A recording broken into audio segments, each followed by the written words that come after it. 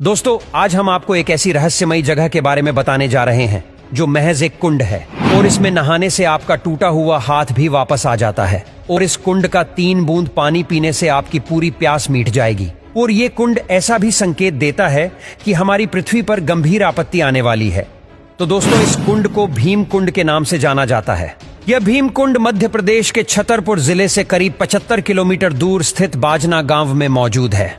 इस कुंड को देखने और इसमें नहाने के लिए बहुत से लोग दूर दूर से आते हैं। किस्सों कहानियों में बताया जाता है कि इस कुंड का संबंध महाभारत काल से भी है, जिससे इसका महत्व और बढ़ जाता है। भीम कुंड की खासियत यह है कि इसका पानी बेहद साफ और निर्मल है, जहां लाखों की संख्या में मछलियां ऊपर तैरती हुई दिखाई देती है। जब भी कोई आस्थावान व्यक्ति इस कुंड में स्नान करने के लिए आता है तो न तो मछलियां पानी के अंदर जाती है और न ही उन्हें किसी प्रकार का डर होता है, क्योंकि उस व्यक्ति से इतनी सकारात्मक ऊर्जा निकलती है। भीम कुंड की गहराई नापने के लिए कई वैज्ञानिकों ने दिन रात एक कर दिए, लेकिन आज तक कोई भी वैज्ञानिक और संस्था यह पता नहीं कर पाई कि आखिर भीम कुंड की गहराई कितनी है और आखिर कैसे एक छोटे से कुंड के अंदर समुंदर जैसी स्थितियां पैदा होती है। आखिर इस कुंड का महाभारत में क्या महत्व था, चलिए इस बारे में आपको थोड़ा बताते हैं। दरअसल ऐसा माना जाता है कि पांडव जब अज्ञातवास में रह रहे थे तब उन्होंने अपना कुछ समय भीम कुंड के आसपास गुजारा था। कहते हैं कि कई दिनों तक घूमते घूमते द्रौपदी को जब प्यास लगी तो पांडवों ने इधर उधर पानी की तलाश की, लेकिन आखिरकार जब उन्हें कहीं पर भी पानी नहीं मिला तो भीम ने अपनी गदा से एक चट्टान में जोरदार प्रहार किया और उसके नीचे से एक बड़ा सा जलाशय निकला। मगर उस जलाशय के अंदर जाने के लिए कोई रास्ता नहीं था और इसलिए अर्जुन ने अपने बाणों का प्रयोग करते हुए वहां एक रास्ता बनाया और इस तरह न सिर्फ द्रौपदी ने बल्कि 5 पांडवों ने भी अपनी प्यास बुझाई। और यह कुंड भीम द्वारा बनाया गया था, इसलिए इसे भीम कुंड कहा जाता है। भीम कुंड 40 से 80 मीटर चौड़ा है और यह कुंड देखने में बिल्कुल एक गदा के जैसा दिखाई देता है। भीम कुंड के चारों तरफ आज भी कुछ निर्माण कार्य दिखाई देते हैं, जो इस बात का प्रतीक है कि पांडवों ने भीम कुंड के अंदर लगभग 1 वर्ष तक का समय बिताया था और शायद कुछ समय के लिए यहां तपस्या भी की थी। ऐसा कहा जाता है कि जब भी किसी तरह की कोई प्राकृतिक आपदा जैसे बाढ़, भूकंप, सुनामी आने वाली होती है तो इस कुंड के जल का स्तर अपने आप बढ़ने लगता है और यहाँ के लोग इस संकेत को देखकर समझ जाते हैं कि जल्द ही कहीं ना कहीं प्रकृति का प्रकोप बरसने वाला है। साल 2004 में सुनामी आने से पहले भी इस कुंड में अचानक कुछ हलचल पैदा होनी शुरू हो गई थी, जब इस कुंड से पानी की लहरें 15 से 20 फीट ऊंचाई तक अचानक उछलने लगीं। इसी घटना के बाद से भीम कुंड के दर्शन करने वाले लोगों की संख्या काफी बढ़ने लगी।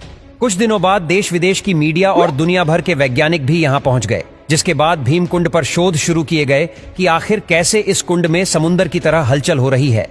हैरानी की बात तो यह है कि वैज्ञानिक कई दिनों तक इस कुंड की गहराई को नापने की कोशिश करते रहे और कई गोताखोरों ने कुंड के अंदर झांक कर देखा। लगभग 22 फीट पानी के अंदर जाने के बाद वो लोग आगे नहीं जा पाए, जैसे कोई ताकत उन्हें आगे जाने से रोक रही हो।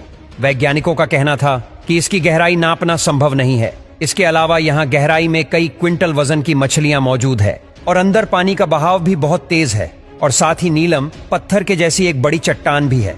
वैज्ञानिकों ने अपनी रिसर्च में आगे बताया कि जो मछलियां इस कुंड के अंदर मौजूद है, ठीक वैसे ही मछलियां समुंदर की गहराई में पाई जाती है।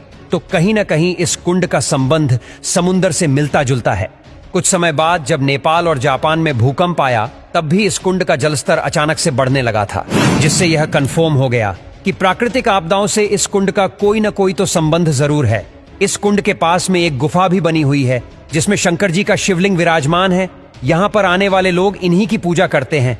ऐसी भी मान्यता है कि इस कुंड में स्नान करने से सभी प्रकार के रोग दूर हो जाते हैं।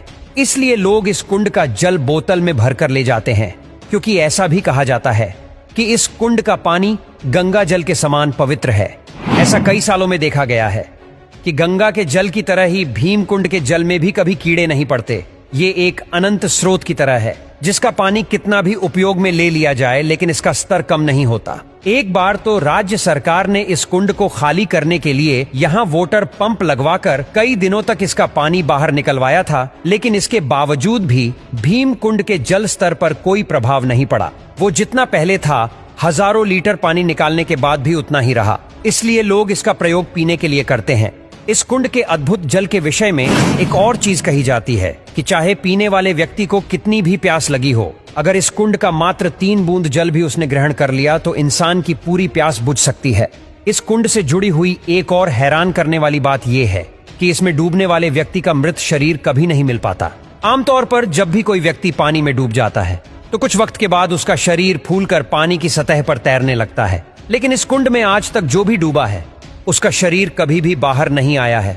लोगों का मानना है कि ऐसा इसलिए होता है क्योंकि इस कुंड में कोई तल नहीं है और यही कारण है कि इसमें डूबने वाला व्यक्ति सदा के लिए अदृश्य हो जाता है। जैसे कि इन तस्वीरों में आप देख सकते हैं कि भीम कुंड एक गुफा के अंदर बना हुआ है और यहां तक जाने के लिए गुफा में सीढ़ियां बनी हुई है। इस कुंड के अंदर पानी में जब सूर्य की किरणें पड़ती है तब पानी में इंद्रधनुष बनते हैं और वो दृश्य बेहद मनोरम होता है।